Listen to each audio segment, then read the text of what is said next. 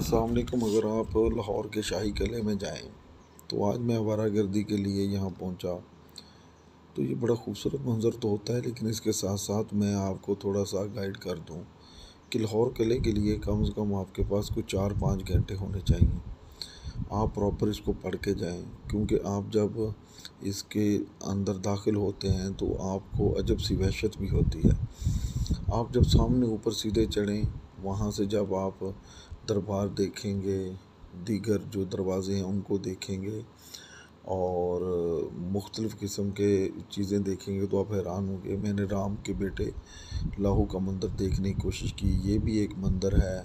जहांगीर का बनाया हुआ बाग देखा, दीवान ख़ास देखा, शीश महल देखा, बारूद खाना देखा और इसी तरह राम के बेटे लाहू के मंदिर की तरफ जाने की कोशिश की, लेकिन वो बंद किया हुआ था।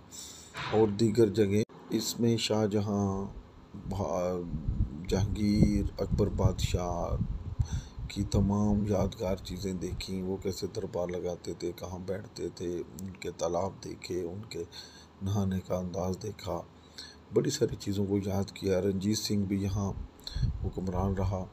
बहरहाल ये चीज़ें देखने की हैं, इसके लिए आपके पास वक्त होना चाहिए। आप एक तरतीब से शुरू करें और म्यूज़ियम को भी देखने की कोशिश की, लेकिन वक्त ना होने की वजह से मेरे साथ मेहमान थे, उनको जल्दी थी। ये सामने म्यूज़ियम है, ये जहांगीर का आता है, ये वो दरबार है जहाँ बैठ के वो पब्लिक की बात सुनते थे। इसके मुख्तलिफ दरवाज़े थे, इसके साथ दरिया रावी बहता था। बहुत शुक्रिया। लाहौर किला देखिए, लेकिन वक्त निकालिए, इसकी गाइड पढ़िए, फिर आइए, फिर आपको लुत्फ़ आएगा। शुक्रिया।